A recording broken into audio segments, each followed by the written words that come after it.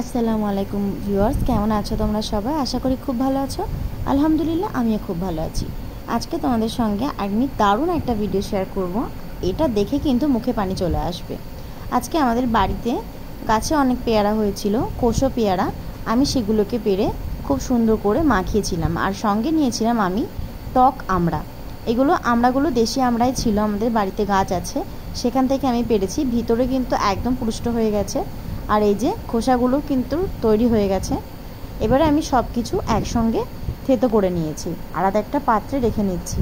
আর সঙ্গে ছিল গাছের টাটকা কাঁচা লঙ্কা।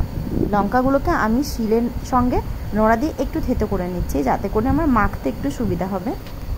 আর এই যে একটা নিয়েছি চাল কুমড়ো, এটাকেও আজকে মাখা করব। কচি চাল কুমড়ো মাখা আশা করি তোমরা অনেকেই খেয়েছো। আজকে আমি একটু অন্যরকম করে ট্রাই করব। আর আলাদা একটা বাটিতে আমি এখানে একটু পাকা তেঁতুল ভিজিয়ে রেখেছিলাম পানি দিয়ে। এবারে এই তেঁতুলের গায়ে থেকে আমি এগুলো সব ফেলে দিচ্ছি। আটিগুলো ফেলে দিয়ে আমি ভিতরে যে শাঁসটা ছিল সেটা আমি আলাদাভাবে নিয়ে নিয়েছি। থেতো করে রাখা কচি আমড়া ও কচি পেয়ারা একটা বোলের মধ্যে নিয়েছি। একটু স্বাদ মতো লবণ দিলাম, একটু ধনে গুঁড়ো দিয়েছি। আর এখানে যে রেখেছিলাম তেঁতুলের শাঁসটা, সেটা আমি দিয়ে দিচ্ছি। একটু টক আমি এখানে বেশি করে ব্যবহার করছি। আর এখানে দিয়েছি একটু কাসুন্দি। কাসুন্দিটা কিন্তু অবশ্যই দিতে হবে। এখানে একটু চিনি দিয়ে দিলাম। আর উপর থেকে আমি দিয়েছি এখানে টপ গোল্ডের একটা সস। এই সসটা কিন্তু ঝালের ছিল। শুকনো লঙ্কার এই যে সসটা, এটা কিন্তু সব দোকানেই পাওয়া যায়।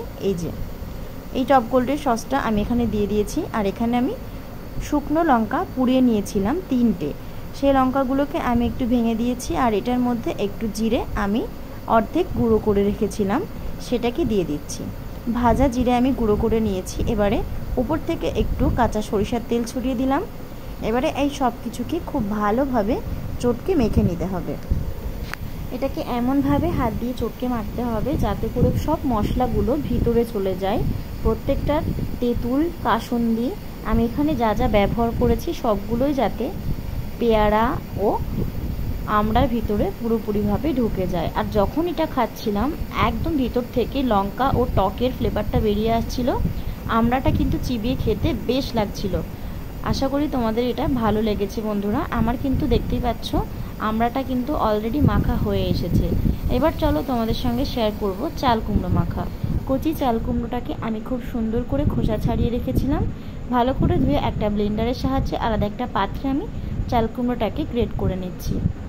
এই চাল কুমড়ো মাখার রেসিপি আমি কিন্তু অনেক জায়গাতেই দেখেছি, সবাই কিন্তু সবার মতো করে অনেক রকমের মশলা দিয়ে ট্রাই করে। আমি আজকে আমার মতো করে ট্রাই করেছি।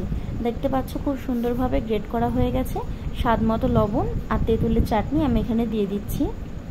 তেঁতুলটা আমি একটু বেশি করে এখানে দিয়ে দিলাম। আর হাফ চামচ কাসুন্দি দিয়েছি, হাফ চামচ চিনি দিলাম, একটু জিরে গুঁড়ো দিয়েছি, আর দিয়েছি একটু ধনে গুঁড়ো। টপ গোল্ডের একটা চাটনির প্যাকেট এখানে আমি সবটাই দিয়ে দিচ্ছি।